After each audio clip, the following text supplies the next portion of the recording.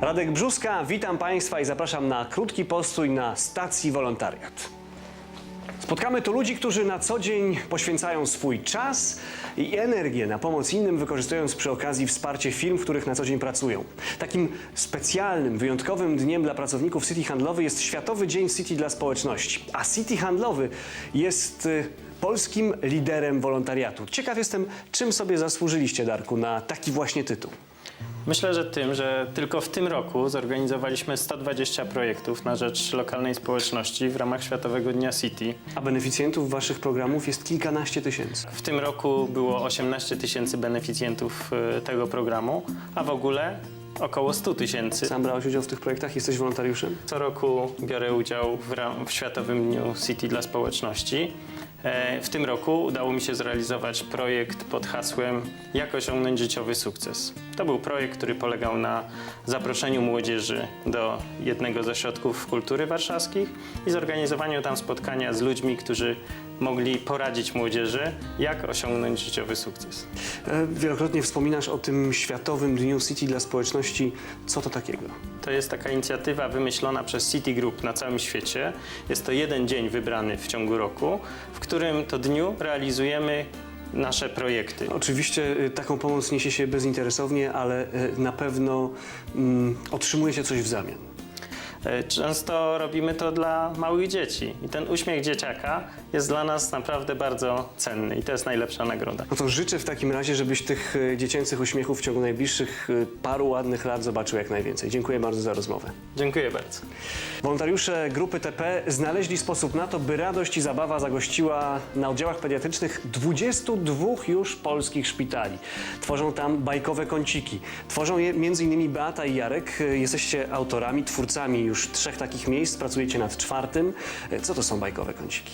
Bajkowe kąciki są to kolorowe świetlice w szarych, ponurych szpitalach, miejsca, w których chore dzieci spędzają większość czasu, gdzie uczą się, bawią.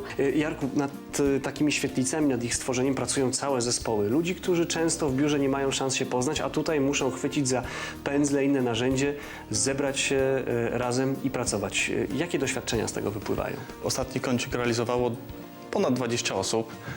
Jest to czas, w którym ludzie się poznają.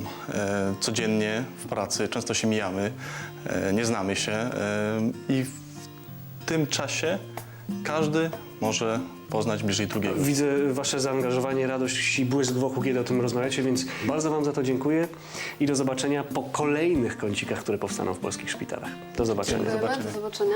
Pomaganie wchodzi w krew. W ramach akcji Tak Pomagam, organizowanej przez firmę Provident, zorganizowano do tej pory ponad 200 projektów i o nich chciałbym porozmawiać z naszymi gośćmi. Pani Barbaro, pani jest w tej akcji od samego początku. Tak, to już 10. edycja wolontariatu pracowniczego i programu Tak Pomagam. Ja współpracuję z Domem Dziecka od 4 lat. Jest to Dom Dziecka w Rzeszowie. Od 4 lat realizujemy marzenia dzieci.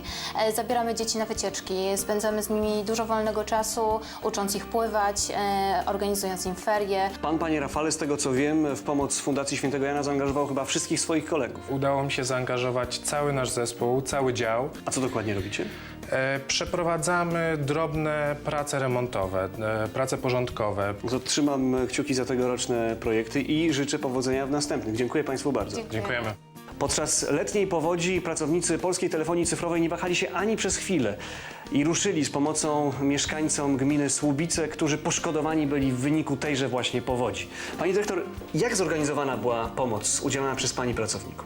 Przede wszystkim szybko i sprawnie. To, co zaproponowaliśmy, to 5 dni dodatkowego urlopu, również pokrycie kosztów podróży, jak to, co było niezmiernie ważne, koordynację na miejscu. Pracownicy z Łodzi przygotowali dodatkową zbiórkę. Sprzęt AGD, żywność, zabawki, maskotki, również starali się zebrać pieniądze. Bardzo ciekawą inicjatywę podjęła Obrona Cywilna, jednostka, która jest tutaj u nas organizowana też społecznie. Jedną z tych osób, które tam pracowały, była pani Kasia. Jak pani wspomina te pierwsze dni, te najbardziej dramatyczne? Widziałam w oczach osób, którym pomagaliśmy, taką wdzięczność i miałam takie wrażenie, że motywujemy ich do tego, żeby się nie poddali. Nikt właściwie z wolontariuszy, a było nas naprawdę wiele osób, nie czuł zmęczenia. dokładaliśmy wszelkich starań, żeby robić wszystko. Nieważne było, co to jest, ważne, żeby tylko pomóc. Bardzo dużo było pracy, ale gdyby, nie daj Boże, zdarzyło się to jeszcze raz, to jesteśmy skłonni zrobić to po prostu jeszcze raz. No, oby się nie wydarzyło, Nie. a mam nadzieję, że te rozwiązania, które wypracowano i opracowano w polskiej telefonii cyfrowej, mogą zainspirować także Państwa. Dziękuję bardzo. Jednak wolontariat biznesu to nie tylko te spektakularne akcje, ale także codzienne działania wielu pracowników firm. Takich jak Adam. Witaj, Adamie, miło mi Ciebie poznać. Wiem, że na co dzień pomagasz dzieciakom w całym kraju, realizujesz ich marzenia, nie tylko dostarczając wedlowskich słodkości, ale właśnie realizując różnego rodzaju projekty, jak już wcześniej wspomniałem, w całym kraju. Zgadza się. Ostatnio z moim zespołem z Wedla wbudowaliśmy w domu dziecka altanę i miejsce ogniskowe, by dzieci mogły tam spędzać swój wolny czas. Duży był zespół, który pracował nad budową tej altanki. Zespół był duży, był 12-osobowy, były to osoby z wielu działów, także udało mi się związać ludzi z wielu działów, dzięki czemu po tej akcji nadal jesteśmy kumplami i nasze kontakty są dużo lepsze. Altanka jest wybudowana, ogniska już są rozpalane obok niej, w tym miejscu ogniskowym. Rozumiem, że masz już pomysły na kolejne projekty. Oczywiście mam mnóstwo pomysłów, ja i mój zespół. No to trzymam kciuki, żeby wszystkie udało się zrealizować. Dziękuję Ci bardzo za rozmowę. Cześć. Szanowni Państwo, dla wielu z moich dzisiejszych rozmówców akcja wolontariacka zamieniła się w przygodę ich życia, w ich życiowe wyzwanie. Zresztą wielu z nich stało się bardzo bliskimi osobami dla tych, którym pomagało. I zastanawiam się, Pani Dyrektor, jak praca takich wolontariuszy jak Kasia wpływa na życie Pani podopiecznych? Pomoc Kasi to jest ciekawe, wesołe życie moich wychowanków. Dzięki pomocy wolontariackiej możemy jeździć na turnusy rehabilitacyjne, jeździć w góry, uczęszczać do teatru, do kina. Tego jest bardzo dużo. To jest po prostu dużo radości, dużo emocji. Następna bardzo ważna rzecz to jest integracja, taka prawdziwa.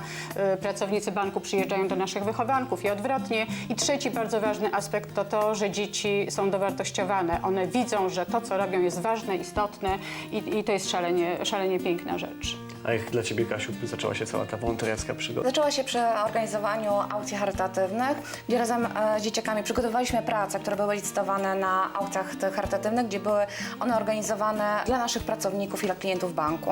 Kasiu, a pamiętasz swoją pierwszą wizytę w ośrodku? Poczułam wielką radość. Zobaczyłam, jak naprawdę moja praca takimi moimi własnymi rękoma, moim sercem, jak dużo się przekłada na radość tych dzieciaków. I to było dla mnie wielkim sukcesem.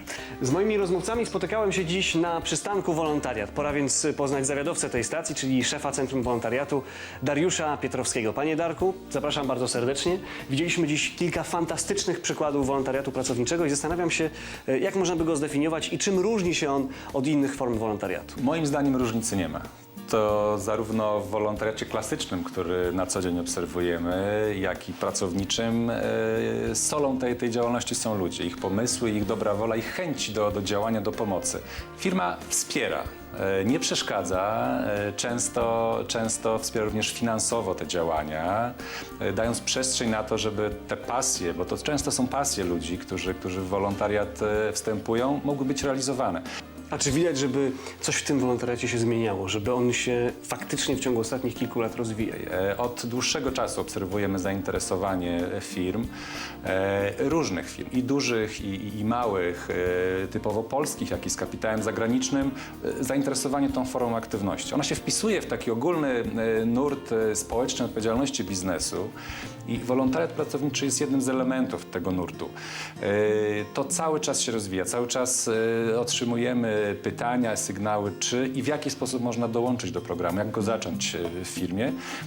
Ostatnim, najlepszym przykładem z naszej perspektywy jest chociażby zainteresowanie i już wdrożenie programu przez firmę RWE Polska, która już dużymi krokami w ten świat wkroczyła i goni czołówkę, realizując swoje fantastyczne, fajne projekty. Życzmy sobie w takim razie, żeby ten wolontariat we wszystkich formach i postaciach rozwijał się jeszcze dynamicznie w następnych latach. Dziękuję bardzo za wizytę. Nie odrywam od obowiązków zawiadowcy stacji. Do zobaczenia. Państwu bardzo dziękuję za uwagę i mam nadzieję, że spotkamy się na stacji Wolontariat. Do zobaczenia.